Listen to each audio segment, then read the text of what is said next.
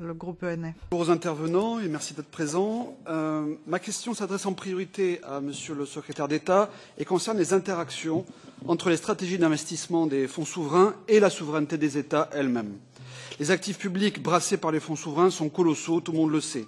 Mais la décision d'investir dans tel ou tel pays ou entreprise peut avoir des répercussions très importantes. Au niveau mondial, les fonds du Moyen-Orient et d'Asie sont les plus gros, si l'on accepte le cas de la Norvège, votre pays. Pour notre part, nous considérons que les fonds souverains sont à la fois un exemple et une menace.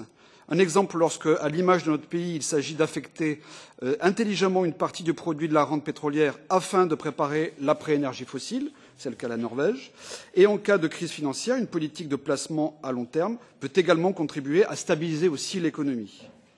Mais les fonds souverains peuvent également être une menace lorsque les investissements étrangers trop massifs viennent compromettre l'indépendance d'une nation. En France, le Qatar est ainsi présent au capital de très grand nombre d'entreprises du CAC 40, donc les plus grandes capitalisations boursières françaises. J'ai donc quelques questions pour mieux comprendre votre fonctionnement. Quelle est la part du facteur politique dans votre décision d'investissement, notamment dans l'obligataire ?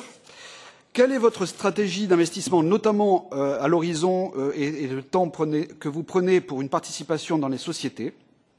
Existe-t-il des cas où l'insuffisance du rendement ou un désaccord avec la gestion vous incite à chercher à influencer la direction de l'entreprise ? En d'autres termes, pouvez-vous être un actionnaire actif ? Par ailleurs, votre fonds a exclu un certain nombre d'entreprises de son portefeuille, notamment dans le secteur de l'armement, du nucléaire, ou, c'est un peu paradoxal, des énergies fossiles comme le charbon. Donc, pensez-vous exclure également les entreprises non éthiques qui ont un comportement contestable socialement, par exemple en rémunérant excessivement des patrons qui font des pertes ou qui pratiquent des licenciements boursiers abusifs ? Je vous remercie de vos réponses.